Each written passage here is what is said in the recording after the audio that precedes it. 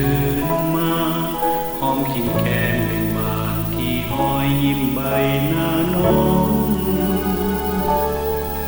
จิตความหลังของเราคืนมามันแสนสุดที่วันซื่อ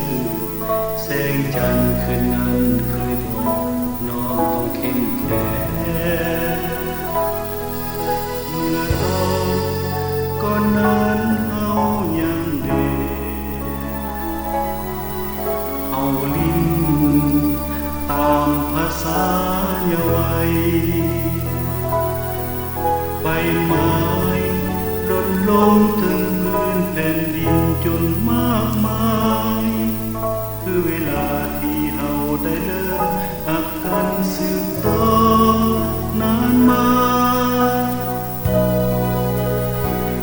ตั้งแต่วันนั้นอ้ายก็จดจำหักเฮาบ่เคยจืดจางได้เลยจนวันนี้อ้ายนี่ได้แต่เธอนิ่งทั้งหน้าน้องอยู่ทุกยามบ่เคยลืมทุกลมหายใจเปรียบดอกไม้บานอยู่ทั้งผาสูงสัน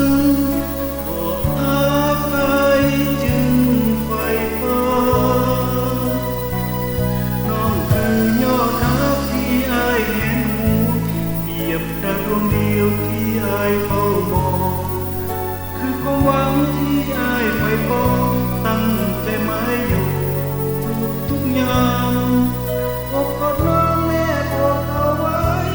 บ่ให้ใครเข้ามาครอบครองผูกพักไว้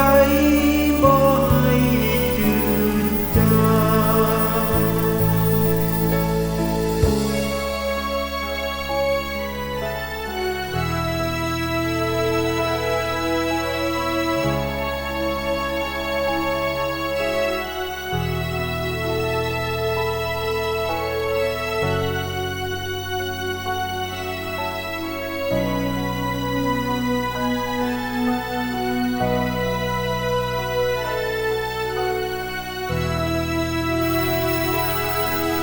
เมื่อตอน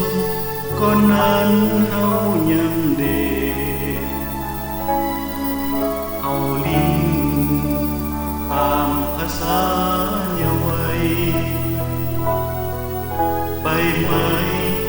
หล่นลงถึงพื้นแผ่นดินจนมากมายคือเวลาที่เฮาได้เริ่มหักกันสืบต่อนานมาวันนั้นอ้ายก็จดจำหักเฮาบ่เคยจืดจางได้เลยจนวันนี้อ้ายนี่ได้แต่แค่นิ่งทั้งหน้าน้องอยู่ทุกยาม